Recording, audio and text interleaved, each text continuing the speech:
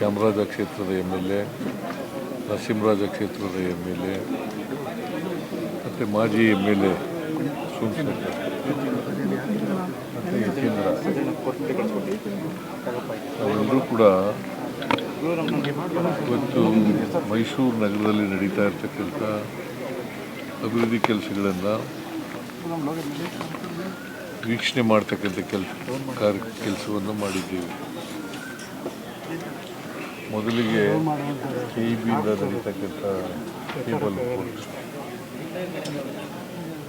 ಅದನ್ನು ಇನ್ಸ್ಪೆಕ್ಷನ್ ಮಾಡಿದೋ.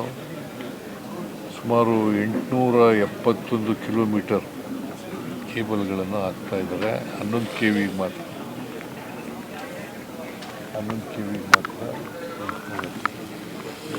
ಇಲ್ಲಿವರೆಗೆ 277 ಕಿಲೋಮೀಟರ್ ಆಗಿದೆ. ಉಳಿದು ನೆಕ್ಸ್ಟು ಅವರ ಟಾರ್ಗೆಟ್ ಒಳಗಡೆ ಮುಗಿಸ್ಬೇಕು ಅಂತ ಹೇಳಿದ್ದೀನಿ. ಟಾರ್ಗೆಟ್ ಒಳಗಡೆ ಮುಗೀತದೆ. ಅದಾದಮೇಲೆ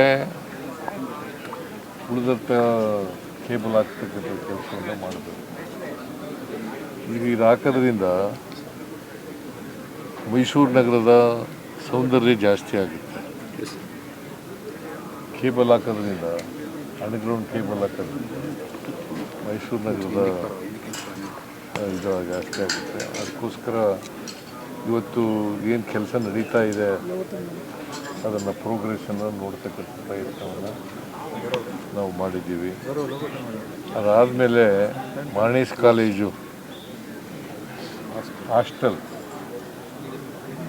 ಅಲ್ಲಿ ಸುಮಾರು 280 ವಿದ್ಯಾರ್ಥಿನಿಯರಿದ್ದರು.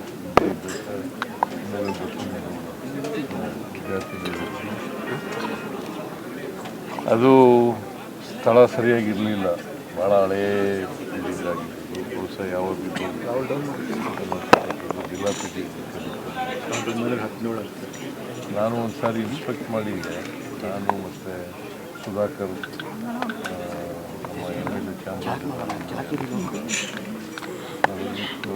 ಮಾಡಿವಪ್ಪ ಇನ್ಸ್ಪೆಕ್ಷನ್ ಮಾಡಿದ್ದೆ. ಇನ್ಸ್ಪೆಕ್ಷನ್ ಮಾಡಿ ಹೊಸ ಹಾಸ್ಟೆಲನ್ನು ಮಾಡಬೇಕು ಅಂತ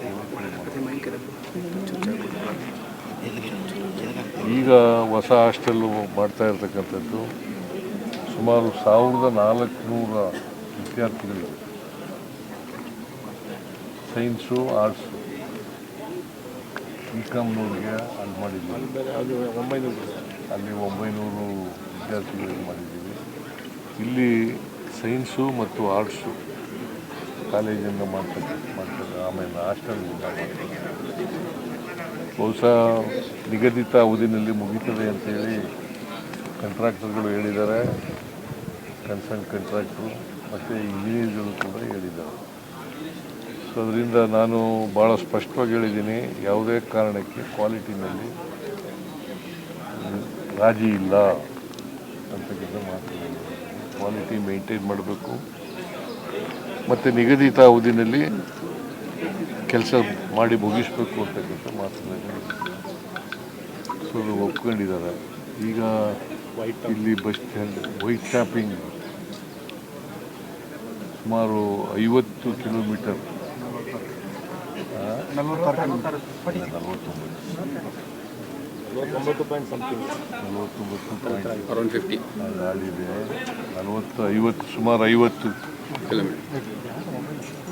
50 ಕಿಲೋಮೀಟರ್ ವೈಟ್ ಟ್ಯಾಪಿಂಗ್ ಮಾಡ್ತೀವಿ. ಅದು ಡಬಲ್ ರೋಡ್ ಇದೆ, ಇದೆಯಲ್ಲ, 4 ಲೇನ್ ಇದೆಯಲ್ಲ, ಆ 4 ಲೇನ್ ಇರ್ತಕ್ಕಂಥ ರಸ್ತೆಗಳನ್ನು ಮೊದಲನೇ ಹಂತದಲ್ಲಿ ಮಾಡ್ತಾ ಇದ್ದೀವಿ. ಆಮೇಲೆ ಎರಡನೇ ಹಂತದಲ್ಲಿ ಉಳಿದ ರಸ್ತೆಗಳನ್ನು ಮಾಡ್ತಕ್ಕಂಥದ್ದು. ಇದು ಮಾಡೋದ್ರಿಂದ ಸುಗಮ ಸಂಚಾರಕ್ಕೆ ಅನುಕೂಲ ಆಗ್ತದೆ. ಒಂದು, ಎರಡನೇದು ಟ್ರಾಫಿಕ್ ಇದು ಗುಂಡಿಗಳು ಬೀಳೋದು ರೋಡಿನ ಬಾಳಿಕೆ ಇದೆಯಲ್ಲ, ಇದು ಕನಿಷ್ಠ ಒಂದು 30 ವರ್ಷ ಬರ್ತದೆ. ಗುಂಡಿಗಳಿಲ್ಲದೇ 30 ವರ್ಷ. ಈಗ ನಾವು ರಾಮಸ್ವಾಮಿ ಸರ್ಕಲಿಂದ ಇಲ್ಲಿವರೆಗೆ ಮಾಡಿದ್ದೀವಲ್ಲ ಬೆಲ್ಮೆಂಟ್ ತನಕ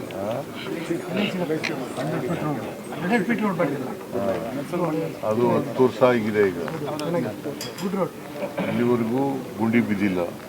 ಇದರಲ್ಲೂ ಕೂಡ 30 ವರ್ಷ, ಕನಿಷ್ಠ 30 ವರ್ಷ ಬಾಳಿಕೆ ಬರ್ತದೆ ಅಂತ.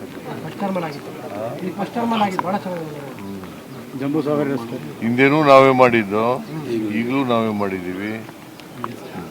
BJPಯವರು 2 ಟರ್ಮ್ ಅಧಿಕಾರದಲ್ಲಿದ್ದರೂ ಕೂಡ ಒಂದೇ ಒಂದು ಕೆಲಸ ಮಾಡಿದೆ, ಏನೂ ಮಾಡಿಲ್ಲ. BJPಯವರು ಬರೀ ಮಾತಾಡೋದಷ್ಟೇ, ವಿರೋಧ ಮಾಡೋದಷ್ಟೇ, ಟೀಕೆ ಮಾಡೋದಷ್ಟೇ, ಸುಳ್ಳು ಪ್ರಚಾರ ಮಾಡೋದಷ್ಟೇ, ಸುಳ್ಳು ಹೇಳೋದು ಬಿಟ್ಟರೆ BJPಯವರು ಏನೂ ಮಾಡಿಲ್ಲ. ನಾವೇ ಮೈಸೂರು ನಗರದಲ್ಲಿ ಇವತ್ತು ಆಗಿದ್ದಾವಲ್ಲ, ಏನೇನಾಗಿದ್ದಾವಪ್ಪ ಸರ್?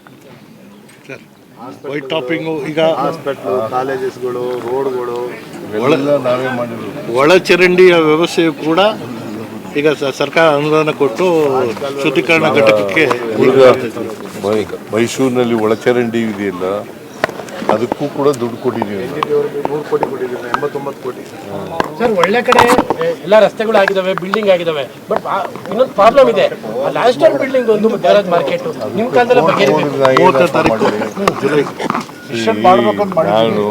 ನಾವು ಮಾಡಬೇಕು ಅಂತಲೇ 2 ಸಾರಿನೂ ಪ್ರಯತ್ನ ಮಾಡಿ. ನಾನು ಹಿಂದೆ ಮುಖ್ಯಮಂತ್ರಿ ಆಗಿರುವಾಗ ಪ್ರಯತ್ನ, 2015ರಲ್ಲಿ ಈ ಸಾರಿನೂ ಪ್ರಯತ್ನ ಪಟ್ಟೆ. ಅವರು ದೇವರಾಜ ಮಾರ್ಕೆಟು ಮತ್ತು ಲ್ಯಾಂಡ್ಸ್ಟೋನ್ ಬಿಲ್ಡಿಂಗ್ ಅದನ್ನು ಮಾಡಲೇಬೇಕು ಅಂತೇಳಿ ಮಾಡಿದೆ. ಆದರೆ ಕೋರ್ಟ್ನವರು ಕೋರ್ಟ್ ಮೆಟ್ಲೇ ಬಿಟ್ಟಿದ್ದಾರೆ. ಸೊ ಮತ್ತು ಹೆರಿಟೇಜ್ ಬಿಲ್ಡಿಂಗ್ಗಳು, ನಾನು ಕೂಡ ಹೆರಿಟೇಜನ್ನು ವಿನ್ಯಾಸ ಅದೇ ಇಟ್ಕೋಬೇಕು, ವಿನ್ಯಾಸ ಹಾಗೇ ಮಾಡಬೇಕು ಅಂತ ಮಾಡ್ಕೊಂಡಿದ್ದೀನಿ. ಆದರೂ ಕೂಡ ಮಾಡಿ ನೀವು ಚೀಫ್ ಮಿನಿಸ್ಟರ್ ಆಗಿದ್ದಾಗಲೇ, ಮಾದೇವಪುರ ಇದ್ದಾಗಲೇ ಈ ಕೆಲಸ ಆಗಬೇಕಿಲ್ಲ ಅಂದ್ರೆ ಆಗಲ್ಲ. ಯಾಕೆಂದ್ರೆ ಮಾರ್ಕೆಟ್ ವಿಚಾರದಲ್ಲಿ ಬಹಳ ಸಮಸ್ಯೆ ಇದೆ.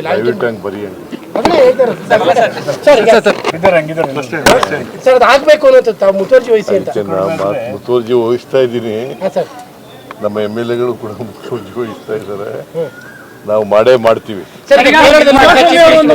ಕೇರಳದಲ್ಲಿ ಎಲ್ಲ ಲೀಡರ್ಗಳನ್ನ ಭೇಟಿ ಮಾಡಿ, MLAಗಳನ್ನ ಭೇಟಿ ಮಾಡಿ, ಕಾರ್ಯಕರ್ತರನ್ನ ಭೇಟಿ ಮಾಡಿ ಒಂದು ತೀರ್ಮಾನ ಮಾಡಿದ್ದಾರೆ ಹೈಕಮಾಂಡ್ನವರು. ಏನು ಹೈಕಮಾಂಡ್ನವರು ತೀರ್ಮಾನ ಮಾಡಿದ್ದಾರೆ ಅದನ್ನು ಸ್ವಾಗತ ಮಾಡ್ತೀವಿ.